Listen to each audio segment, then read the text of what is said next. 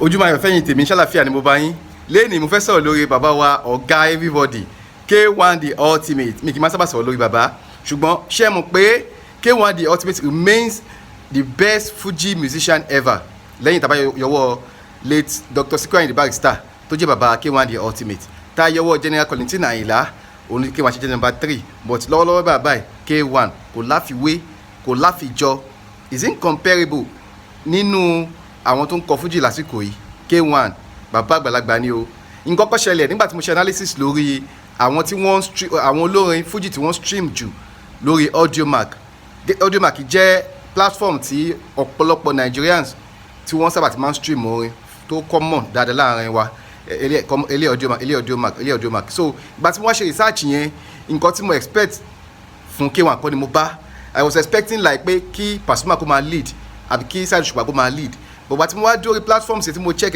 mo pé K1 the ultimate wọ́n ní 88 million streams nígbà yẹn lórí Audiomack ibùdó K1 ti rí ta ló àwọn wo ló stream ẹ̀ because èmi believe pé àwọn àgbàlagbà ni wọ́n ń gbádùn orin K1 jù so how come 88 million streams ní K1 ní lórí Audiomack orí mi wú pé K1 the ultimate so definitely òótọ́ ni pé ìdí bàbá òun ni ọmọ ti bá oko ìdí bàbá òun lọmọ ti bá oko wọ́n ń gbọ́ K1 sà irọ́ ò dáa wọ́n ń gbọ́ K1 mà téèyàn kan bá sọ pé òun ò nífẹ̀ẹ́ K1 níjọ́ tó bá bímọ tó bá fẹ́ ṣèkó mọ tó bá ti play K1 pàtí yẹn ò tí ì pé níjọ́ tó bá fẹ́ ṣe wedding tó bá ti lówó àti pé live band tó bá ti play K1 pàtí yẹn ò tí ì pé tí wọ́n bá sọ pé o like K1 àwọn audience àwọn invitees ẹ àwọn fẹ́ gbọ́ K1 tó K1 ló máa gbó yẹn dùn mi ò wá hype K1 o ní tí bàbá ṣe ni mò ń sọ o K1 the ultimate àgbà ọ̀jẹ̀ ni wọ́n o wọn ò láfiwé wọn ò ní ẹni tó lè fi máa compare K1 lágbolé Fuji báyìí in fact bó ṣe ní ọ̀tá tó bẹ́ẹ̀ lọ́n ṣe kẹ́ K1 the ultimate tó ọlọ́run kẹ́ K1 the ultimate irọ́ ọ̀dà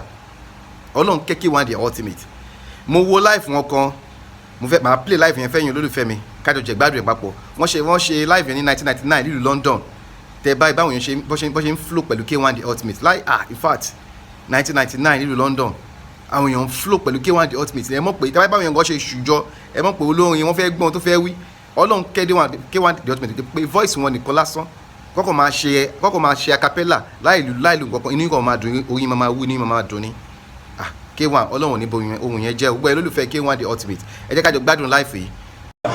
àwọn amága pìtì aládé bá a lókun àbùdù láàyè ọ̀gá.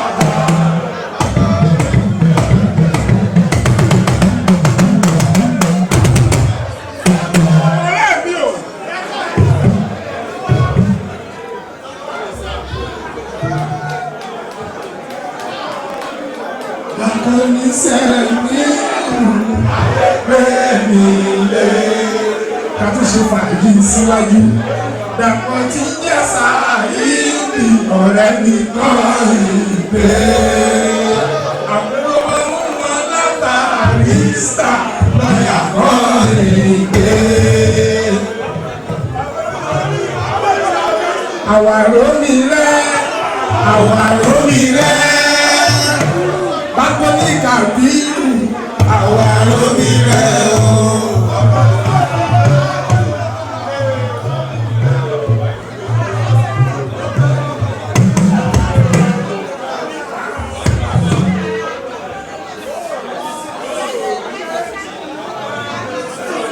ọmọ àtọ̀bí láti ó ṣe o.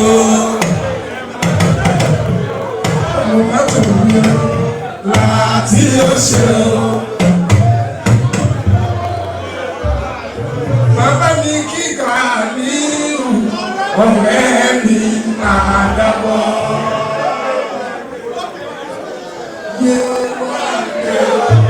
Yéwàndé o olówó sílẹ̀ Yéwàndé o. ìkọ́lá yọmọ lọ́dẹ̀ òwúntì ọkọ̀ Yéwàndé o. ẹ má tó gbèsè ẹ má jó o.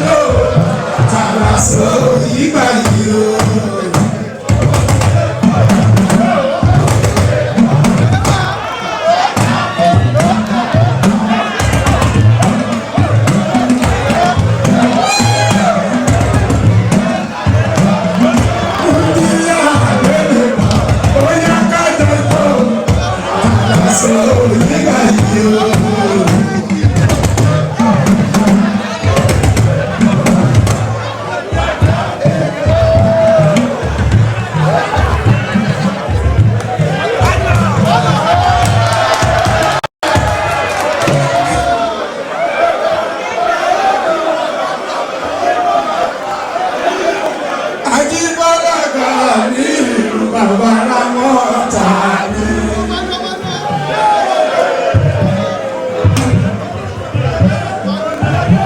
Ajíbọ́lá Kàmí bàbá Rámọ́tà mi.